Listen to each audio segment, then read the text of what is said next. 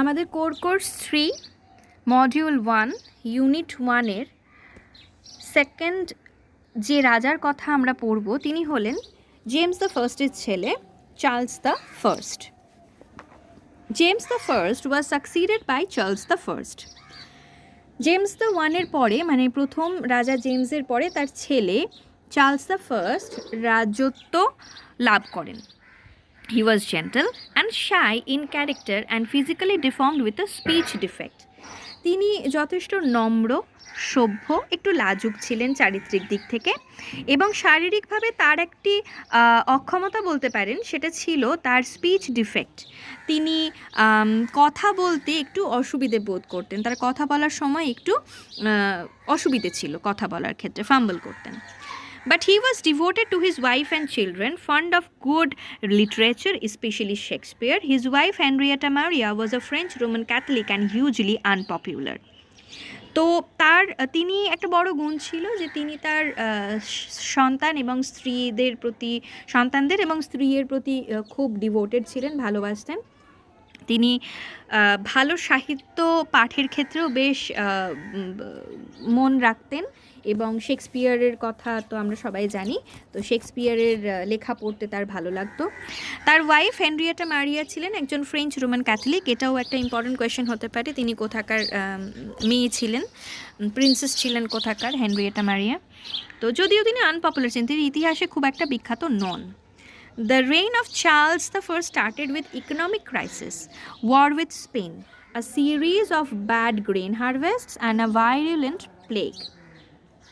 Charles the ফার্স্টের যে রাজত্ব সেটা শুরু হয় আর্থিক অনটন, স্পেনের সঙ্গে যুদ্ধ, এছাড়াও খুব মহামারীর অবস্থা হয়ে গিয়েছিল, সেই সময় দুর্ভিক্ষ হয়েছে, আর তার সাথে সাথে মহামারীর রূপে ছড়িয়ে গেছে তীব্রভাবে plague.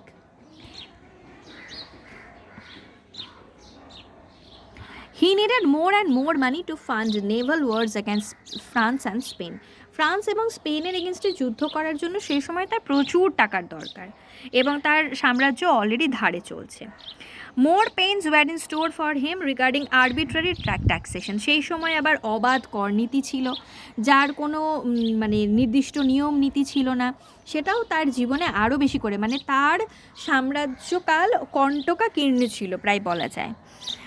Moreover, he was Catholic, but the parliament was Puritan and anti-Catholic. এইবার তিনি রাজা হিসেবে তার ধর্ম ছিল, তিনি ক্যাথলিক ধর্মে বিশ্বাসী ছিলেন, কিন্তু সেই সময় পার্লামেন্টারি যে সদস্যরা ছিলেন সেইটা ছিল পিউরিটান এবং completely against the Catholic religion, Catholic যে কমিউনিটি তাদের কমপ্লিটলি অ্যাগেনস্টে ছিল। তো বলা যেতে পারে রাজনৈতিক, আর্থিক এবং তার সাথে সাথে যে সামাজিক সব রকম দিক থেকেই তিনি যথেষ্ট সমস্যার সম্মুখীন হন একদম তার রাজত্বকালের শুরু থেকেই। Parliament distrusted his ministers like Buckingham in the first 4 years and Strafford and Land in 1640. Parliament যেহেতু প্রোটেস্ট্যান্ট, তো নাচ না জানলে উঠোন বাঁকা, এরকম একটা দেখতে যাকে আমার দেখতে ভালো লাগে না তার চলন বাঁকা লাগে, খুব স্বাভাবিক ব্যাপার। প্রোটেস্ট্যান্টরা সব কিছুতেই ক্যাথলিক রাজার খারাপ দেখতে পায় এবং তারা আসার সাথে সাথেই তার যে মিনিস্টার রয়েছে চার্লস দ্য ফার্স্টের, বাকিংহ্যাম, স্ট্র্যাফোর্ড, ল্যান্ড, তাদেরকে একে একে খারিজ করতে শুরু করেন। তাদেরকে প্রথমে অবিশ্বাস করতে শুরু করেন, তারপরে প্রায় খারিজ করতে শুরু করেন। In the early years of his rules the parliament was angry with his foreign policy. তার বৈদেশিক নীতি নিয়েও প্রথম দিকে খুব বিরক্ত ছিল পার্লামেন্টের সদস্যরা। The main conflict was rooted in the parliament's attempt to control the government and the king's unwillingness in ইট।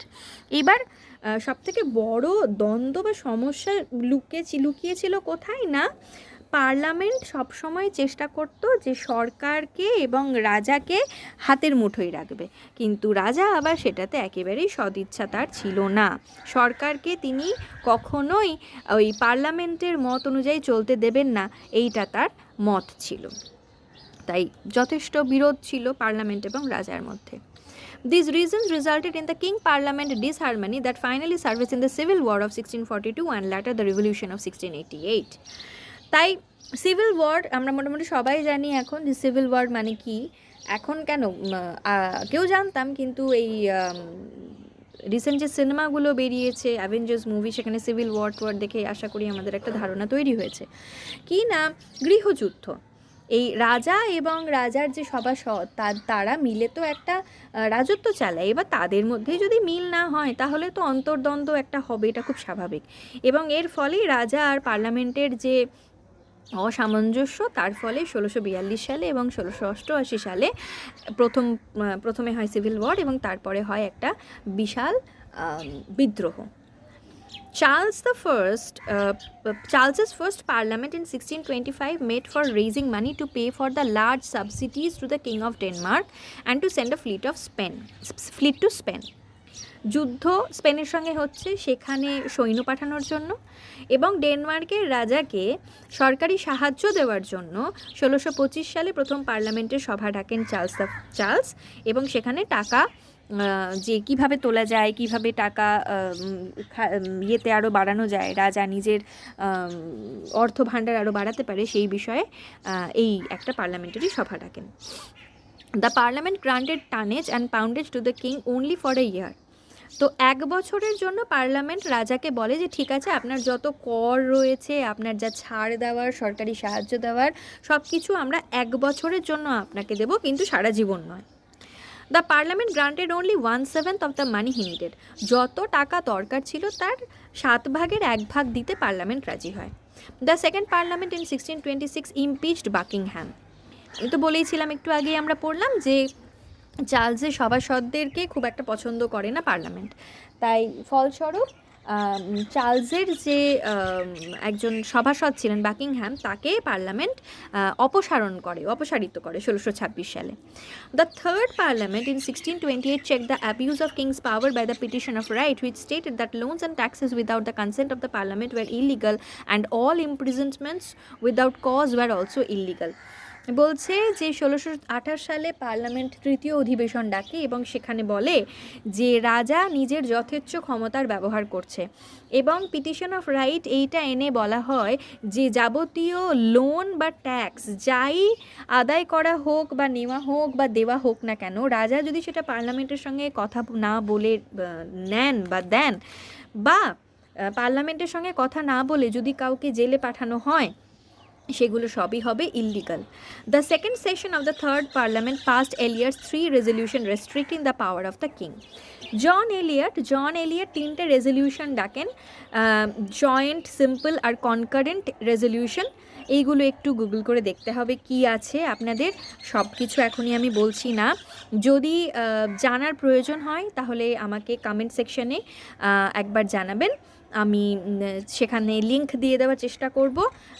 যেটা আপনাদের জানার প্রয়োজন আছে ইতিহাসের কোন কোন ক্ষেত্রে, আমি ডেসক্রিপশন বক্সে আপনাদের কমেন্ট দেখে সেইগুলোর লিংক আপনাদের পাঠিয়ে দেবো, শেয়ার করে দেবো। আপাতত আমি শুধু টেক্সটটা নিয়েই ডিসকাস করছি, যতটা বলা সম্ভব ইতিহাস সম্পর্কে আমি ততটা বলে রাখছি। 3 resolutions রেস্ট্রিক্টিং the power of king. রাজার যে ক্ষমতা সেটাকে আরও বেশি করে খর্ব করার জন্য 3 রেজলিউশন স্যার জন এলিয়ট নিয়ে এলেন। The next 11 years saw no parliament. 1629 থেকে 40 পর্যন্ত কোনো পার্লামেন্টের সভা ডাকা হয়নি। The period is called the 11 years tyranny. বলা হয় যে এই 11 বছর চার্লস দ্য ফার্স্ট রাজা যথেচ্ছভাবে মানে যা ইচ্ছে তিনি নিজের স্বৈরাচারিতা চালিয়ে গেছেন, যা ইচ্ছে করে গেছেন। In 1640, there was a short parliament lasting for 3 weeks on the bargain for subsidies in return for giving up ship money. Ship money was an ancient levy by which revenue was raised for the outfitting of warships, although it was normally collected only in the ports in times of emergency. Charles extended it to inland communities and declared pirates a national menace. এইবার একটা ছোট্ট 3 সপ্তাহের জন্য একটা short parliament ডাকা হয়, তার কারণ সেই সময় যে যারা যুদ্ধে যেত, যে সমস্ত ওয়ারশিপগুলো, সেই ওয়ারশিপগুলো থেকে কর আদায় করা হতো। চার্লস কী করলেন, তিনি শুধুমাত্র এই এমার্জেন্সির সময় যে টাকা আদায় করা হতো, কর আদায় করা হতো, সেইটাকে আবার সাধারণ মানুষের জীবনে এমনি ঢুকিয়ে ফেলেন, সবসময়ই তাদেরকে কর দিতে হবে। এবং তিনি এটাও বলেন যে পাইরেটরা, যারা সমুদ্র লুণ্ঠনকারী, তারা হচ্ছে জাতীয় একটা অসুবিধাজনক একটা জাতিগোষ্ঠী এবং এগুলো কখনোই মেনে নেওয়া সম্ভব নয়। But John Hampden, a Buckinghamshire squire, refuse to pay. কিন্তু জন হ্যাম্পডেন বলে একজন কি বলবো জমির মালিক ছিলেন, স্কোয়ার, তো তিনি বললেন যে আমি এরকম কর দেবো না, আমি কেন দিতে যাব, যেটা এমার্জেন্সির সময় দেওয়ার কথা সেটা সব সময় দিতে হবে, সেরকম তো যখন তখন রাজা নিজের মত পাল্টাতে পারেন না, আমি দেবো না।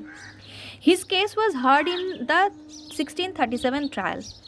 The judges decided by 7-5 that ship money was legal. The arguments of Hampden's lawyers were circulated over the entire kingdom, and the opinions of John Milton, the noted poet of the time, were heard in his Lycidas. তো জন হ্যাম্পডেনের এই সময় বিচার শুরু হয় 1637-এ। 7 জনের মধ্যে 5 জন বলেন যে শিপ মানি, মানে শিপের থেকে যে টাকা নেওয়া হচ্ছে সেটা লিগাল, আমরা নিতেই পারি। তো এই সময় কি হয় যে হ্যাম্পডেনের যে লয়ার, সেই সময়ে যাবতীয় যা শুনানি হয়, যা যা রায়দান হয়, সব কিছু সমস্ত রাজত্বে প্রত্যেকটা জনসাধারণের কাছে লিখিত রূপে সেগুলো পৌঁছে দেয়। তার ফলে জনসাধারণ রোষে খুব ফুটতে থাকে যে একজন সাধারণ মানুষ, সে হতে পারে জমিদার, কিন্তু তাকে তো যথেচ্ছভাবে শোষণ করার অধিকার রাজার নেই। এবং এইটারই ফলপ্রসূ হয় হিসেবে আমরা বেশ খানিকটা ছাপ লিসিডাস নামক একটা বিখ্যাত কি বলে পোয়েম পার্টে খুঁজে পাই জন মিল্টনের, যেখানে তিনি প্যাস্টাল এলিজির ওইখানে লিখেছেন লিসিডাসে। The short parliament brought John Pym to limelight, a great speaker and a clever tactician. The second bishop's ward followed the short parliament, and the parliament which met in November 1640 is known as the long parliament. এই যে short পার্লামেন্টের সময় একজন বিখ্যাত কৌশলবিদ এবং ভালো বক্তা হিসেবে নাম করেন জন পিম, তিনি লাইমলাইটে আসেন, তিনি আরও বেশি করে লোকের সামনে উঠে আসেন। এই সময় যে দ্বিতীয় বিশপ ছিলেন, সেই সময় শর্ট পার্লামেন্ট হয় এবং 1640-এর যে পার্লামেন্ট হয় সেটাকে লং পার্লামেন্ট হিসেবে বলা হয়। He laid down the taxation of all sorts may be imposed only with the consent of the parliament, that the parliament is to be summoned every 3 years, the Triennial Act, that the prerogative courts are to be abolished, that is people must be judged by jury. It also attacked the king's advisers. Strafford was tried and executed. Land was imprisoned 1640 and executed. It also attacked the intrigues of the Queen with France. Irish rebellion gave rise to the belief that the king was plotting with the Catholics and meant to use the Irish troops. এই সময় অনেক রাজনৈতিক সমস্যার সৃষ্টি হয়। Long পার্লামেন্টে এই নীতি নেওয়া হয় যে যে কোনো ধরনের কর চাপানোর আগে পার্লামেন্টের অনুমোদন পাওয়া দরকার, রাজা যথেচ্ছভাবে যা ইচ্ছে করতে পারেন না। এবং প্রতি 3 বছর অন্তর ট্রাইনিয়াল অ্যাক্টের আন্ডারে এইটা স্থির করা হয় যে পার্লামেন্টারি যে সেশন সেটা প্রতি 3 বছর অন্তর করতেই হবে। এবং প্রিরোগেটিভ যে কোর্ট ছিল, যে শুধুমাত্র জাজরা বসলেন এবং বিনা শুনানিতে তাদের শাস্তিদান হয়ে গেল, এই ধরনের কোনো আর কোর্ট সেশন চলবে না, বরং সাধারণ যে সমাজ, সেই সমাজের গণ্যমান্য কিছু ব্যক্তিকে নিয়ে একটা জুরি তৈরি হবে এবং জাজরা যে ডিসিশন নেবেন সেই ডিসিশন নিতে সাহায্য করবে সেই জুরির প্যানেল। সেই জুরির প্যানেল যদি কোনো ডিসিশন জাজেদের সঙ্গে না মেলে এবং জুরিরা যেটা বলতে চেষ্টা করছে সেটা যদি জাজেরা না মানে, তাহলে সেটা হায়ার সেশনে যাবে, কিন্তু কখনোই জুরিদের কনসেন্ট বাদে জাজরা কোনো রকম শাস্তি কাউকে দিতে পারবেন না। এবং বেশ কিছু ভুল সিদ্ধান্ত নেওয়ার ফলে, বেশ কিছু অনৈতিক কাজ করার ফলে 1640 সালে ল্যান্ডকে এবং 1600 ইমপ্রিজন করা হয়, জেলে ভরা হয় এবং 45 সালে তাকে এক্সিকিউট করা হয়, মানে তাকে প্রাণদণ্ড দেওয়া হয়। স্ট্র্যাফোর্ডকেও ট্রায়াল দেওয়া হয় এবং তার সাথে তারও প্রাণদণ্ড হয়।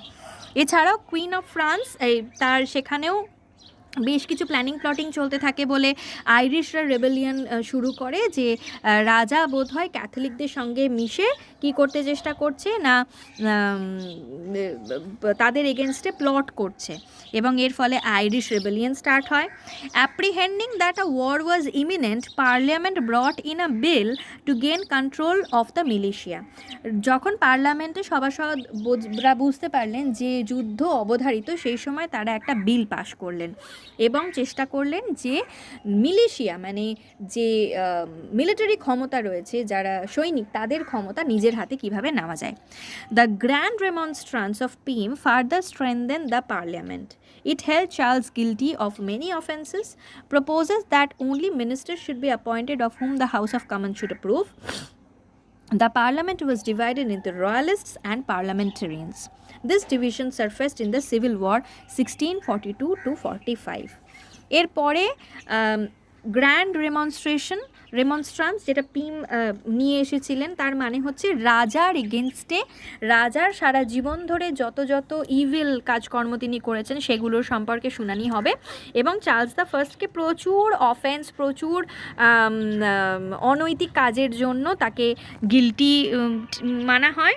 এবং সেই সময় পার্লামেন্ট দুটো ভাগে ভাগ হয়ে যায়, এক রয়্যালিস্ট যারা ক্যাভেলিয়ার ছিল, যারা কাদের সাহায্য করেছিল না রাজার সমর্থনে কথা বলতো, আর একটা ছিল পার্লামেন্টারিয়ানস যারা পার্লামেন্টারি যে সদস্য তাদের সাপোর্ট করেছিল।